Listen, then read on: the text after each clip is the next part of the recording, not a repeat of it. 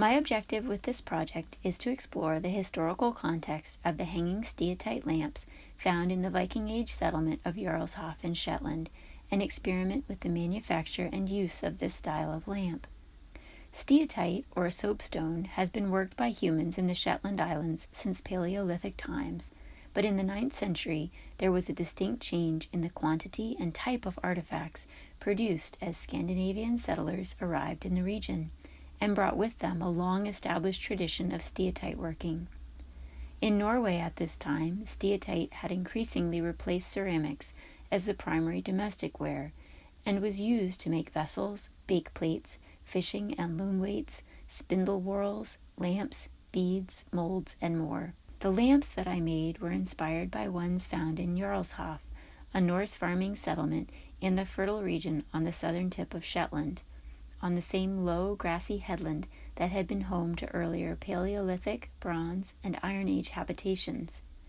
The exemplars for these lamps were found in association with House 7, from what is assumed to be the 7th and final phase of Norse settlement on the site.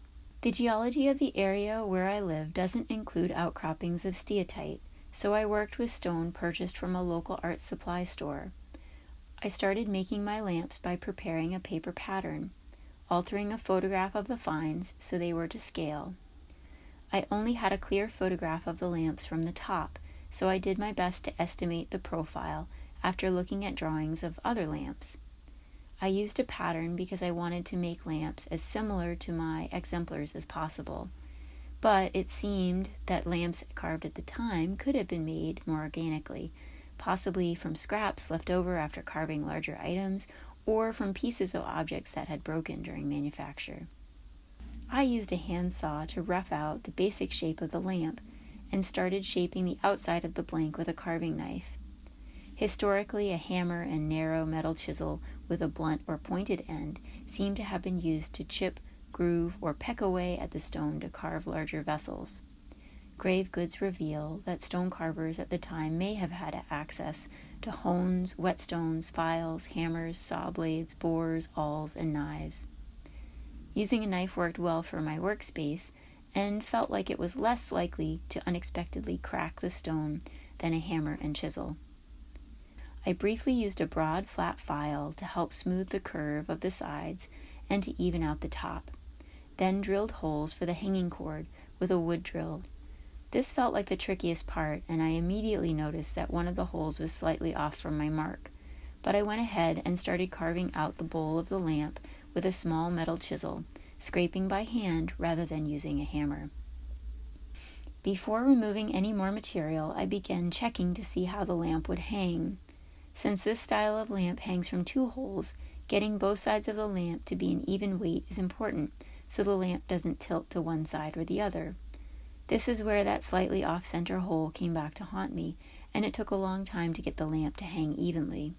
I didn't want to overcorrect and carve away too much, so I worked slowly, checking often. The carving process for the second lamp was similar. I relied more on the file to shape this one, as it was more awkward to get a comfortable hold on the stone.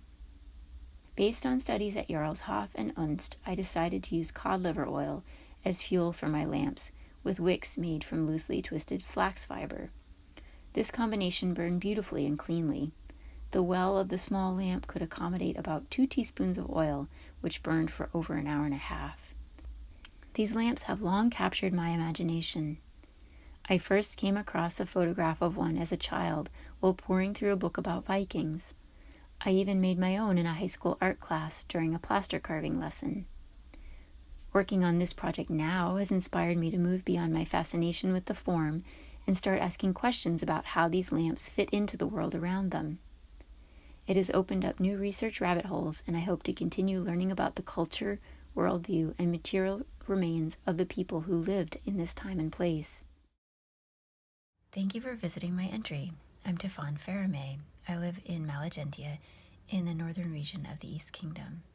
I'm interested in a broad range of material artifacts and the cultures and lifeways of the people who created them.